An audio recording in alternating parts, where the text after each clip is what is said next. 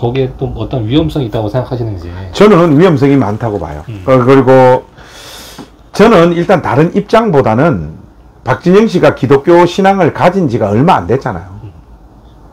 그러면 누군가를 가르치는 포지션에 있기보다는 본인이 나는 구원파가 아니다라고 하는 사실을 강조를 하시잖아요.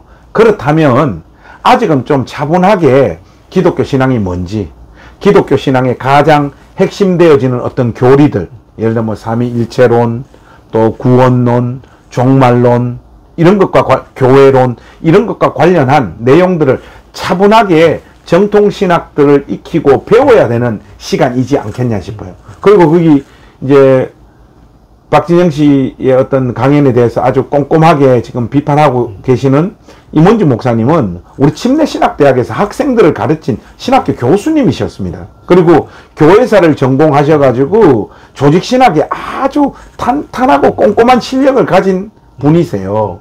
근데 이제 박진영 씨가 대중성을 가지다 보니까 뭐 임 목사님 같은 어떤 그런 지적들을 굉장히 불편해 하시는 분들이 많더라고요. 맞습니다. 그러면 마냥 그렇게 비판만 하지 말고 무엇이 진짜 옳은지 아닌지 좀 더 상세하게 들어가서 그 부분들을 살필 필요가 저는 있다고 봐요. 박진영 씨가 이야기하는 것이 전부 다 잘못된 이야기가 아니에요. 이단이라고 제가 지금 박진영 씨를 이단으로 지금 딱 이야기하는 게 아니라 일반적으로 이단이라고 하는 사람들도 끝이 다른 게 이단이잖아요. 보면 정통하고 별로 다른 게 없어요. 왜 이단들에게 사람들이 많이 미혹되어지겠어요? 내가 일반교회 다니는데 이단 거기서 가르치는 거하고 별로 다른 차이가 없어. 다 이렇게 느끼기 때문에 이단으로 다 넘어가는 거거든요. 그런데 하나님 말씀은 우리가 다른 어떤 지식보다도 정말 바르고 또 바른 토대 위에서 우리가 어떤 지식들을 우리 마음에 담아야 되는 것들이거든요. 그런 측면에서 보면 박진영 씨의 어떤 지금 가르침 속에는 굉장히 아쉬운 지점들이 많은 게 사실입니다. 그러면 뭐가 아쉽냐? 그럼 우리 임원주 목사님의 그 어떤 영상들을 정말로 꼼꼼하게 한번 다 보고 그 다음에 반론을 하더라도 감정적인 어떤 반론을 하기보다는 그리스도 안에서 우리가 주고받는 이야기들이 서로 예의를 갖추어서 치열하게 얼마든지 묻을 수 있잖아요.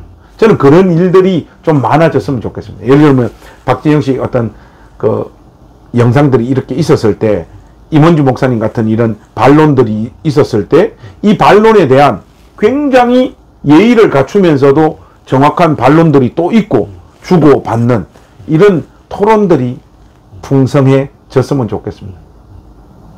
그런 과정들을 통해서 무엇이 바른 길인지 바른 가르침인지 좀 분별이 되어질 수 있을 거라 그렇게 생각을 해요. 안 해볼 수 없을 것 같아요. 지금 현재 우리 한국 교회를 망치는 가장 큰 문제가 저는 개인적으로 그거라고 봐요. 강단이 정치화되어 버렸습니다. 보수든 진보든. 이건 정말 아니에요. 이번 대선 국면에서도 보면 자기들이 지지하는 후보가 마치 하나님께서 특별히 점지하시거나 하나님께서 지지하는 후보인 것처럼 마치 하나님 나라를 이 땅에 가져올 만한 후보인 것처럼 이야기하는 분들이 계세요. 이거는 정말로 큰 문제입니다. 그 사람들은 그냥 현실 정치인에 불과한 거죠. 우리는 그 현실 정치인들 가운데 우리가 가진 정치적인 입장에 따라서 어떤 사람을 지지하고 어떤 사람은 난 지지하지 않는다는 선택을 할 수 있는 것인데 시민사회의 한 사람으로. 근데 그런 목회자가 강단에 서서 그 사람을 딱 지목해서 이 사람을 찍으라라고 말은 하진 않지만 우리 목사님이 누구를 지지하라고 하는구나, 또 우리 목사님이 누구를 지지하는구나 라고 하는 분위기가 읽히는 정도의 메시지를 전하는 것도 저는 안 된다고 봐요. 사적인 자리에서 정치적인 어떤 의견들을 나누는 것들은 저는 괜찮다고 봐요. 그런데 하나님 말씀을 전하고 가르치는 자리에서 자기가 가지고 있는 정치적인 이데올로기를 가지고 하나님 말씀을 해석하고 성도들을 그렇게 선동하는 것은 정말 교회를 다 망가뜨리는 것 같아요. 예를 들면 이 나이대로 보면 어르신들이 조금 보수적인 정치적인 입장을 가지고 있고 한 50대 이하는 40대 50대는 조금 진보적인 어떤 정치적인 입장을 가지고 있잖아요. 그러면 이제 목회자들 나이가 보통 보면 50대 이상이 좀 많잖아요. 젊은 목사님들도 많긴 하지만 교회 주도적으로 담임 목회하는 자리에 가 있는 분들은 그분들이 많잖아요. 그분들 중에 보수적인 어떤 정치적인 입장에서 하나님 말씀을 해석하고 그 사람들 지지하고 그 사람들과 함께 해야 된다라고 하는 메시지를 했을 때 그 연령대 사람들은 열광합니다. 열광해요. 그런데 그 연령대에 포함되어 있지 않는 젊은 사람들은 교회 다 떠납니다. 저는 이렇게 묻고 싶어요.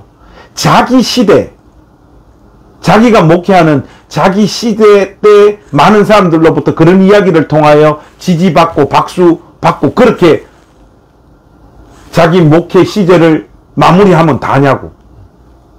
그 뒤를 이어서 목회해야 되는 후배들이나 그 연령대에 포함되어 있지 않는 사람들이 그런 발언들, 그런 선언들로 말미암아 교회를 떠난 일들이 벌어지고 있는 것에 대한 책임감은 왜 못 느끼냐는 거예요. 저는 정치를 교회 강단으로 끌고 들어온 이 사람들의 이 짓들 하나님께서 심판하시리라고 저는 생각을 해요. 그리고 무슨 일이 있더라도 교회는 진보든 보수든 특정 이데올로기에 좌지우지 되어지면 안 되네. 그러면 대안은 뭐냐? 저는 정치적인 입장과 관련해서 교회는 특정 정당, 특정 이념을 지지하기보다는 사안이 발생되어질 때마다 그 사안에 대해서 교회가 어떤 입장을 가져야 될지를 판단해야 된다고 봐요. 특정 이념이나 특정 정당이 우리 기독교 신앙을 다 대변할 수 없습니다. 절대로. 어떨 때는 이 당이, 어떨 때는 저 당이, 어떨 때는 양당 모두가 우리의 생각들을 담아내지 못할 때가 많아요. 그런데 어떻게 특정한 한 이념을 가지고 주님의 몸된 교회를 이리저리 끌고 가고 그렇게 하나님 말씀을 가르친다는 이거는 말이 되어지지 않는 현실이죠. 이런 부분에 있어서는 우리가 단순히 우리보다 나이가 많은 목사님들을 비판하는 일에서 더 나아가서 우리 역시 그런 실수와 잘못을 저지르고 있지 않는가. 이거 우리 한번 뒤돌아봐야 돼요. 우리도 모르는 사이에 어떤 진보적인 정치관을 가지고 우리가 성경을 해석하고 들여다보고 있지 않는지, 그런 것들을 강화시켜서 어르신들은 우리가 함께 모이는 교회에 오지 못하게 만드는 어떤 분위기를 만들고 있지는 않는지 우리 자신 한번 뒤돌아봐야 될 문제라고 봅니다.